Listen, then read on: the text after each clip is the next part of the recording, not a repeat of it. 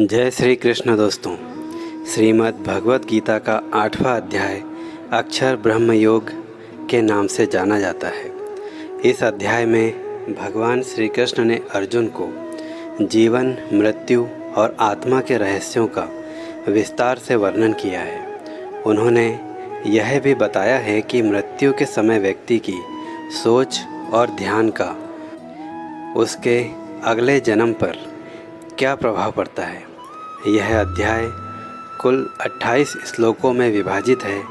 आइए इस अध्याय के सार को सरल और रोचक ढंग से समझते हैं। अर्जुन भगवान श्री कृष्ण से 7 महत्वपूर्ण प्रश्न पूछता है। पहला प्रश्न है, ब्रह्म क्या है? दूसरा, अधिभूत क्या है? तीसरा, अधिदेव क्या है? चौथा, अधियज्ञ कौन है?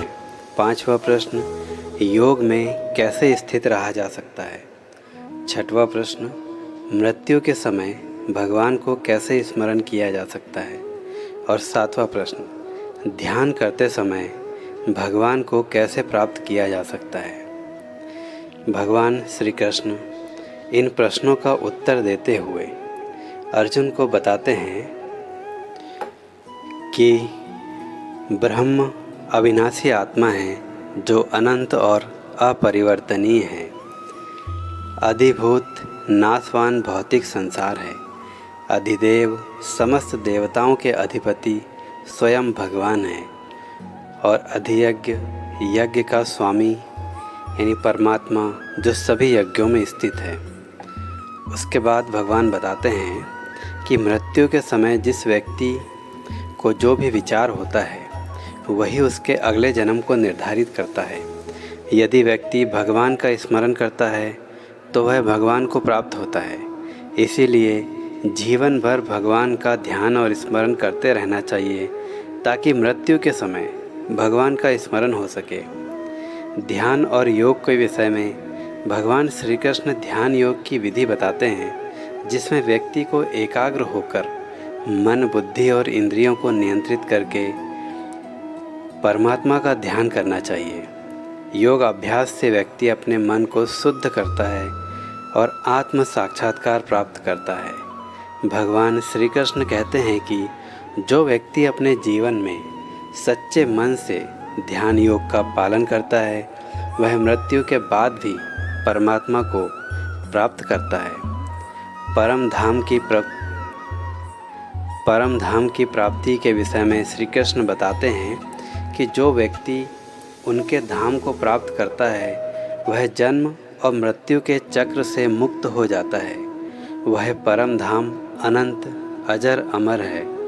भगवान श्री कृष्ण कहते हैं कि वे ही उस परम धाम के स्वामी हैं और उन्हें प्राप्त करना ही जीवन का अंतिम लक्ष्य होना चाहिए। भक्ति के महत्व के विषय में भगवान श्री कृष्ण बताते हैं कि सच्ची भक्ति के माध्यम से ही व्यक्ति भगवान को प्राप्त कर सकता है। भक्ति योग का पालन करने वाला व्यक्ति अपने मन और इंद्रियों को नियंत्रित करके भगवान की शरण में जाता है और उन्हें प्राप्त करता है। श्री कृष्ण भगवान यह भी बताते हैं कि जो व्यक्ति निरंतर उनकी भक्ति करता है वह सभी कष्टों से मुक्त हो जाता है और परम शांति को प्राप्त करता है। अष्टम अध्याय का मुख्य संदेश यह है कि मृत्यु के समय भगवान का स्मरण करना अत्यंत महत्वपूर्ण है। श्री कृष्ण भगवान ने अर्जुन को यह समझाया कि जीवन भर भगवान का ध्यान और स्मरण करते रहना चाहिए ताकि मृत्यु के समय में भी भगवान का स्मरण हो सके, व्यक्ति उन्हें प्राप्त कर सके। उन्होंने यह भी बताया कि सच्चे ध्यान और भक्ति के माध्यम से ही व्यक्ति आत्म साक्षात्कार और मोक्ष प्राप्त कर सकता है। इस अध्याय से हमें क्या प्रेरणा मिलती है? श्रीमद् भगवत गीता का यह अध्याय हमें प्रेरित करता है कि हम अपने जीवन में सच्चे ध्यान और भक्ति का पालन करें। यह हमें सिखाता है कि भगवान का निरंतर स्मरण और भक्ति करने से हम जीवन के सभी कष्टों से मुक्त हो सकते हैं और परम धाम को प्राप्त हो सकते हैं। श्री कृष्ण भगवान के उपदेश हमें यह सिखाते हैं कि सच्ची भक्ति और ध्यान योग के माध्यम से हम आत्म साक्षात्कार और मोक्ष प्राप्त कर सकते हैं और जीवन को सार्थक सफल बना सकते हैं। इस प्रकार अष्टम अध्याय हमें भगवान की महिमा, ध्यान योग और भक्ति योग के महत्व को समझने में मदद करता है।